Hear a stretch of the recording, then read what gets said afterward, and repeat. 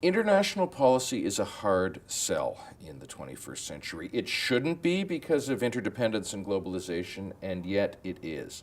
Inevitably, to the extent that people think politics, they primarily are going to think about things within their own country. Explaining what this hybrid sort of organic, or at least that's how I saw it, this organic initiative was all about, and why it was important or why one should get involved any more than in the next initiative, I think was really challenging. Wrapping your mind around something that many times seemed overly academic or overly conceptual as opposed to tangible for people to get involved with, I think was challenging as well. So finding a way to sort of brand it from the beginning would have been easier, and I know that's probably a very private sector, corporate way of doing it, but I think it helps people really understand what it's about and value it in a more meaningful way. The takeaway for me was how important it is to be generous in terms of the allocation of time that you give people. When you're asking people to contribute their ideas about foreign policy, they don't want to rush off. They don't want to be curtailed. They want to really engage thoroughly in debating all sorts of complicated issues. So that was one takeaway. And I guess the other was they want to know that their time is well spent and that their words and ideas are going to make a difference, and the way people think that they will make a difference is by having their ideas translate into specific policy actions and program initiatives on the part of the government. And we weren't able to assure them that that was the case. I think the dilemma is still there. On the one hand, you need people to get intimately involved, to get expertise so that they can really understand what foreign affairs entails. And on the other hand, if you expect that, you're going to have a very, very small group of people intimately involved.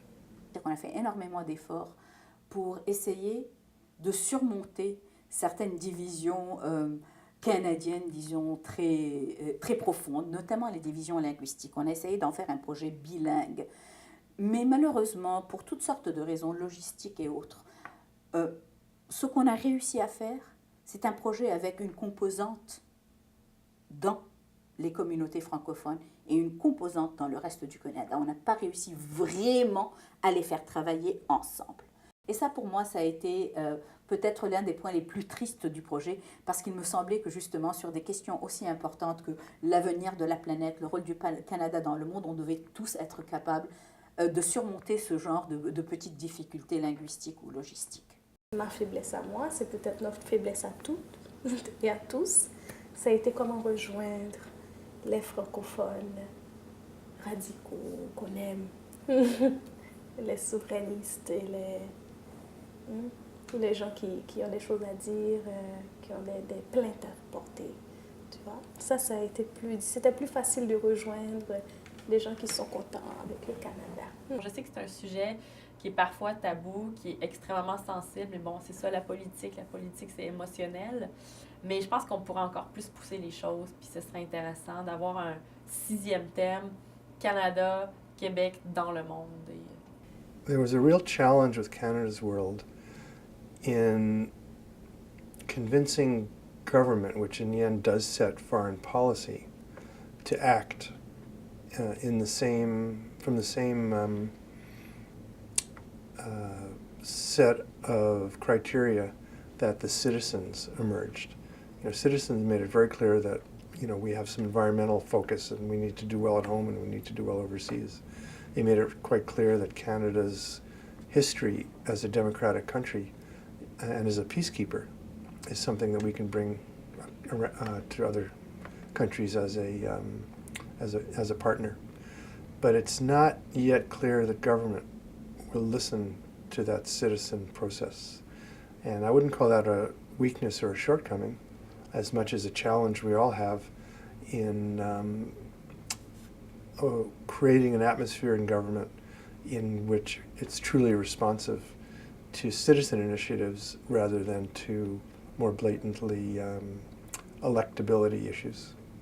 I think perhaps we were overly ambitious in terms of what we felt people could talk about, not in terms of their level of understanding, but just in terms of the wide range of topics. I felt like we had such a huge data set and that it was almost impossible to filter through it and filter down to some specific kinds of policy recommendations. So if I were to step back and sort of redesign the process from scratch, I probably would have said, let's keep some of the breadth, but let's also choose a level of focus where we can actually manage the information that we're going to get out of people. We didn't break through to what I would call the day-to-day media, the things that the newscasts that people watch at 6:30 in the evening, or the newspapers that people read on a regular basis.